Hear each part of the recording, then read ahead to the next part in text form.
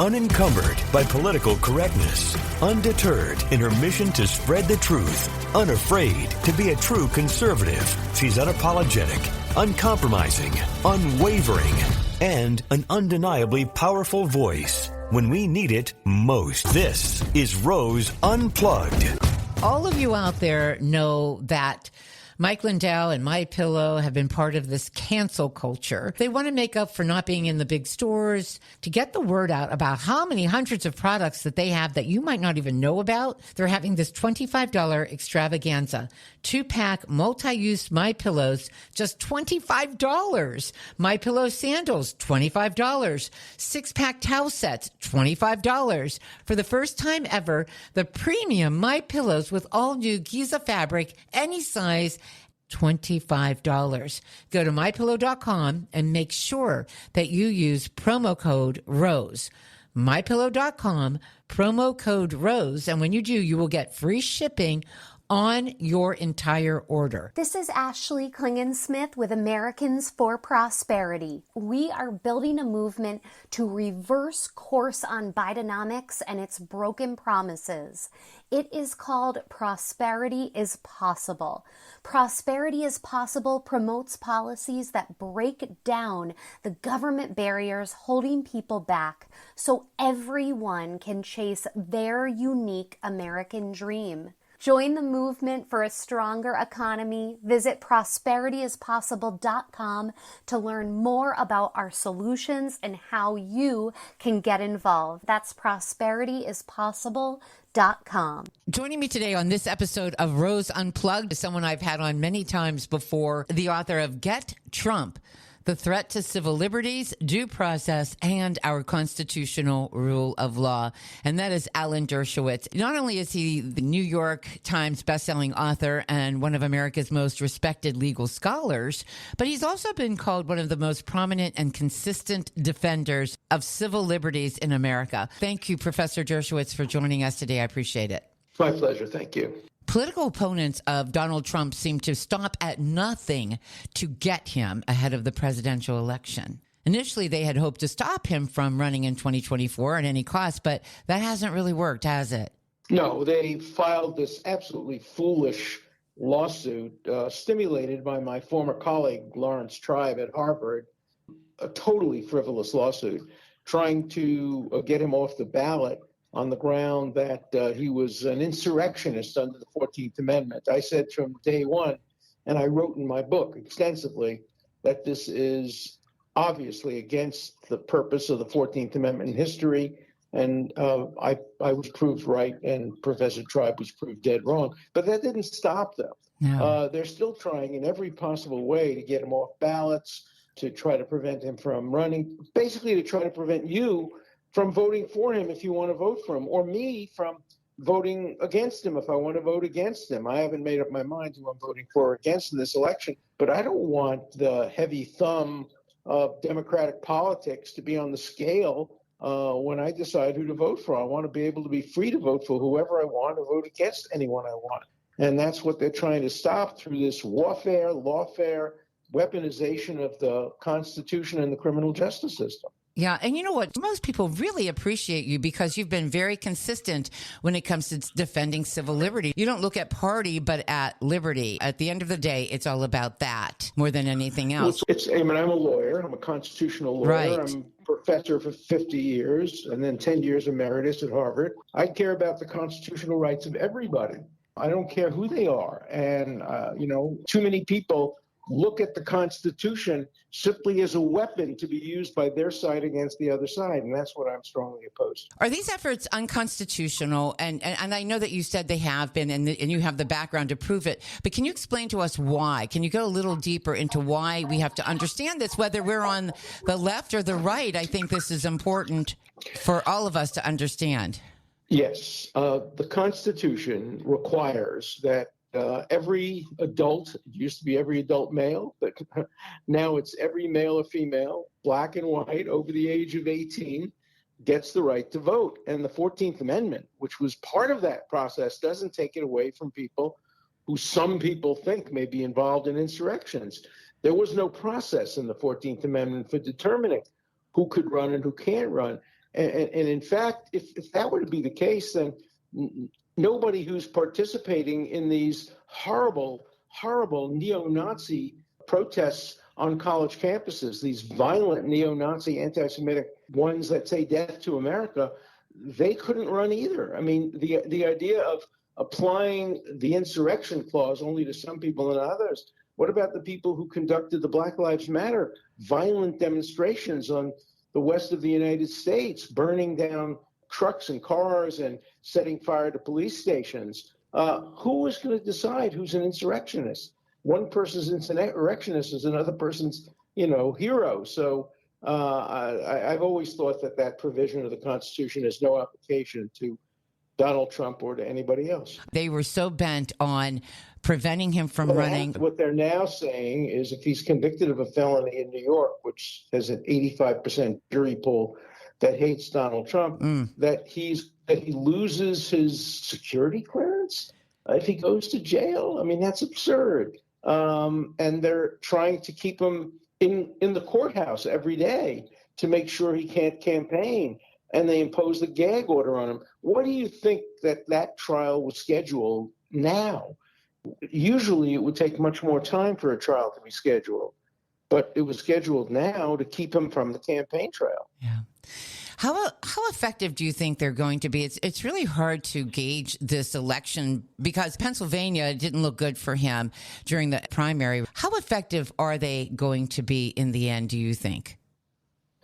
I think Pennsylvania is going to be a very, very close state. And one of the reasons is going to be the war that's going on in Gaza today. Yeah. We don't know what its status will be in November, but Senator Fetterman has been the hero. But Biden has not done a good job. He's willing apparently to sacrifice pro-Israel voters in Pennsylvania, and there are so many Jewish, Christian, and other pro-Israel voters in Pennsylvania. He's apparently prepared to sacrifice that for a few 100,000 Arab and Muslim votes in Michigan. The difference is that the Arab and Muslim votes have nowhere to go in Michigan. They can't vote for Trump. They believe he, was in charge of this Muslim ban. Yeah. But the pro-Israel community in Pennsylvania could go either way. Yeah. Their votes are up for grab. And that could determine Pennsylvania.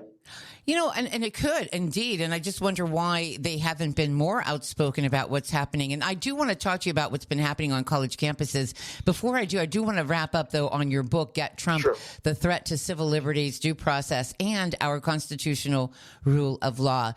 Shouldn't we all, Professor Dershowitz, be concerned about this departure from constitutional norms? I mean, we might think that, hey, that doesn't really affect us directly right now, so I'm not going to think about it too much. But can you explain why we should all be concerned about this departure? It affects us very directly, very directly. Once a precedent is established that you can use criminal law, civil law, constitutional law, impeachment law in a weaponized way against one group or one person, it's much easier to use it against other people. And the very rule of law, which distinguishes our country from tyrannies, is in danger when we see it being used by one side against the other. The New York case, for example, I've been practicing writing, teaching criminal law for 60 years. I think I know it pretty well. Yeah. I cannot understand what the crime is in New York. After 9 days of trial, I have no idea what he is charged with or how I could possibly defend him. It's just like being in a sack of Jell-O where, every time you move, something moves. The first few days were all about, was there a payment made to a rag to buy people, catch and kill? Yeah, but it wasn't illegal. Was a payment made to the woman, Stormy Daniels? Yeah, but it's not illegal. Right. We're 9 days into the case, and I haven't heard a word about what's illegal. So it's very dangerous because, today it's Trump. Tomorrow it's Biden. The next day it's your uncle. And then the day after that it's you. Right. When Stalin and Lavrentiy Beria, the head of the KGB, were killing people, Beria came to Stalin and said, show me the man and I'll find you the crime. That's what Bragg has been doing. And that's what Letitia James, the Attorney General of New York, has been doing. They first decided to get Trump, and then they looked for the crime. And in Bragg's case, the district attorney of Manhattan, they couldn't find the crime, so they made one up. You know, you do talk about in the book about those who defend Donald Trump or anyone that would be in his position, quite frankly, even those who oppose him politically, it seems that there's an effort to silence them. And there again, we're looking at free speech rights. Those are being attacked. And also, Professor Dershowitz, if you would just address the media, how is it that they can feel good about themselves at the end of the day when they have left objective reporting and there is clearly a slant in their reporting? Well, they feel good about themselves on the way to the bank. CNN, you cannot get a truthful analysis of any legal matter regarding Trump on CNN. All of their commentators are bought and paid for, and they have a narrative, and they have to proclaim, and some of them have, that the case against Donald Trump in New York is strong. I'm embarrassed that one of my former students, who's a very good student, is a commentator, paid commentator on CNN, and he's talking about how strong the case is. I gave the guy an A+. He's really smart. He's smarter than that. He knows there's no case there, but he wants his paycheck. And he's just towing the party line.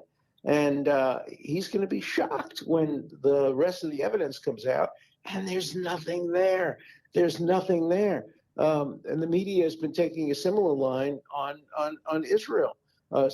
Yes. If you watch CNN or listen to the New York Times, there's a moral equivalence between the murderers, butchers, and rapists of Hamas and the young, brave soldiers of the Israel Defense Forces. That moral equivalence is just unjustified by the facts. But the media insists on reporting it because they want their constituencies to continue to watch them. Now, it's hurting CNN. They are now very low in the polls and rankings and in watches. And I think it's hurting the credibility of the New York Times, but they don't seem to care. No, they really don't. They really don't. You know, in fact, so let's talk about what's been happening on college campuses. I do feel that, first of all, President Biden has denounced in the strongest of terms the anti-Semitism that we're seeing right now on those campuses. I don't agree with that. I don't think he's done it in the strongest of terms. No. He's done it in mediocre terms. What he says is he condemns anti-Semitism, but in the same breath, he says one thing, anti-Semitism. Then he says, but I also condemn anti-Arab, anti-Muslim, Islamophobia, and anti-Palestinian American. Not a word, for example, about Israeli Americans. No, it's one-sided. He wants to have it both ways. At a time like this, when there is no Islamophobia to speak of, and there's massive, massive anti-Semitism, yes, he ought to just uniquely and singularly condemn anti-Semitism without having to pander to the voters of Michigan, which is exactly what he's doing. He really is. And I follow you on social media, and you have a podcast too, by the way. And we'll mention that before this is over. But you talk about the funding of these campus takeovers. You know, some people will say, oh, it's not, you know, you can't prove that it's been funded by some leftist groups. And you do make a distinction, by the way, I've read, between the left and then the progressive, and you call them largely regressive, radical left. Yeah, no, I'm a liberal. I voted for every Democratic president since John Kennedy. I don't know who I'm going to vote for in this election, but up until now, every Democratic president. I consider myself a liberal. I support a woman's right to choose, gay rights, reasonable climate control, reasonable gun control. I'm a liberal, but I'm very anti what they call progressive. I love Teddy Roosevelt's progressive movement, but these progressives they believe in censorship. They're intolerant. They are willing to use violence, many of them, and they're, I think, enemies of America and enemies of decency. And so I make a sharp distinction, but that's historically always been the case. The worst enemies of liberals and true conservatives have been the extremists on both sides. The enemies of liberals have always been the Bolsheviks, the communists, the radicals, the anarchists, and the enemies of true conservatives have often been the right-wing extremist people who are, part of the Ku Klux Klan. But they seem to have the largest and loudest voice, and you talk a lot. I was reading something that you had written about the origins of the anti-Israel rhetoric that we're hearing right now. Yep. Yeah, what would you say those origins are? More, I mean, I know you just talked about the radical left, but you can go back a little further than our radical left, right? Oh, yeah, there's no question. Look, the origins of Hamas is Hitler. There's no doubt about that. Yes. The Grand Mufti of Jerusalem was the spiritual father of the Muslim Brotherhood, Hamas, and all of the extremist Islamic groups. And the Grand Mufti of Jerusalem was a Nazi. He moved to Berlin. He was declared a war criminal. He was a friend of Hitler's. He was complicit with Ahmed. He was complicit with the effort to kill all the Jews in the Balkan area. And as I say, he was called a war criminal after the war, and he had to escape to Egypt, where they gave him, along with a lot of other Nazis, complete support. And that's where the Muslim Brotherhood emanated from. That's where Yasser Arafat emanated from. So the origin of the anti-Israel movement is the Nazi movement. That's a historical fact. Yeah, I believe that. I do. You can see it clearly. And, when you think about all of these protesters, did you ever think, I just actually interviewed a Holocaust survivor, sweetest guy. He and his sister were twins, and they survived the Holocaust, and he has an amazing story. But I asked him this, and I'll ask you the same question. Did you ever think that you would see this day, the day of such hatred once again of the Jewish people? I never thought I'd see it to this degree, but as far back as 1990, I wrote a book called Chutzpah, in which I predicted that the left on college campuses would turn against Israel and the Jews. Not to this degree, but I was one of the first to predict this development because I saw it happening in front of me. Remember, I was right there at Harvard. That's right. I've lectured at 100 universities around the world, and I've seen the hatred. In many European universities, in Britain, in Holland, in France. I've lectured and spoken and been at all of these places. And so I saw it coming, but not to this degree. Mm-hmm. I never thought that the children or the grandchildren of Jewish families would join these radical leftists and join with Hamas, but it's happening. And it's happening all over the world. Yeah. And the real question is, why Israel? Why are there no protests against what the Chinese are doing to the Uyghurs? Why is there no protest when Syria gassed its own people? Why is there no protest? You can't get a single protest on a college campus about Ukraine and Russia. Right. You can't get a protest about Darfur, which is going through yet another massacre and starvation. But you mentioned Israel, and everybody comes out. Yeah. Everybody comes out. They're marching. What is it about the Jews and about the nation state of the Jewish people that stimulates such hatred when other factors that are so far much worse, they don't get any interest whatsoever? Benjamin Netanyahu, you have defended him and taken a little heat from some over your defense of him. And I personally have always really liked Benjamin Netanyahu. And I found it interesting that he should make this return at such a time as this, if you will. And you bring up Russia and Ukraine. No one is calling for a ceasefire there. No one is telling Ukraine how to fight that war. And yet we have so many weighing in and telling Netanyahu how he should proceed where Israel and Hamas are concerned. Well, Bibi and I have been friends since 1970 when he was a student at MIT and I was a young assistant professor at Harvard. We met back then. We've known each other as close friends for years.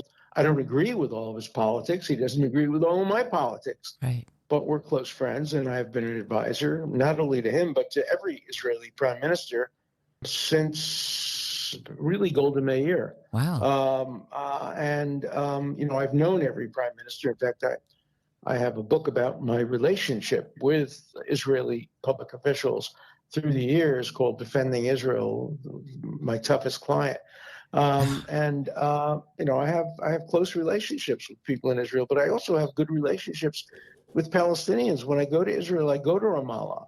I meet with the prime minister. I've met with Abbas on more than one occasion. My goal is to bring about a fair peace.